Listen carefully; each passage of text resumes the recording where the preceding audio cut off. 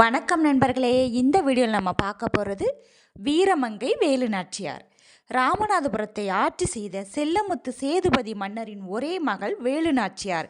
இவர் பிறந்த ஆண்டு 1730. தாய்மொழியாகிய தமிழ் மட்டுமல்லாமல் ஆங்கிலம், பிரெஞ்சு, உருது ஆகிய மொழிகளையும் சிறப்பாக கற்றவர். சிலம்பம், குதிரையேற்றம், வாள் போர், வில் பயிற்சி ஆகியவற்றையும் முறையாக கற்றுக்கொண்டார். இவர் தன்னுடைய 16ஆம் வயதில் சிவகங்கையின் ராஜா முத்துவடுகநாதருக்கு திருமணம் செய்து வைக்கப்பட்டார்.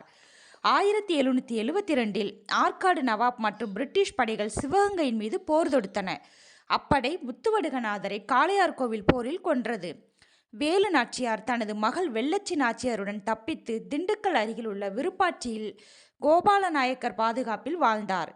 இந்த காலகட்டத்தில் அவர் ஒரு படையை அமைத்து ஆங்கிலேயர்கள் தங்கள் ஆயுதங்களை எங்கு சேமித்து வைத்திருக்கிறார்கள் என்பதை தனது நுண்ணறிவு படைப்பிரிவின் உதவியுடன் கண்டறிந்தார்.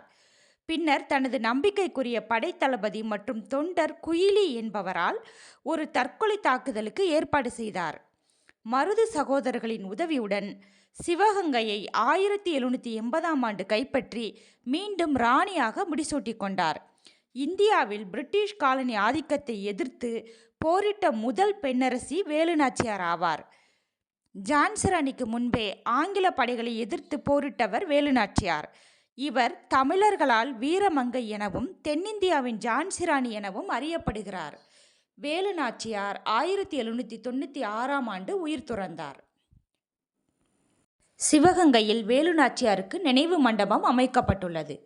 நன்றி, வணக்கம் நண்பர்களே. வீடியோ பிடிச்சவங்க லைக் பண்ணுங்கள், சப்ஸ்கிரைப் பண்ணுங்கள், உங்களோட ஃப்ரெண்ட்ஸுக்கு ஷேர் பண்ணுங்கள். நன்றி.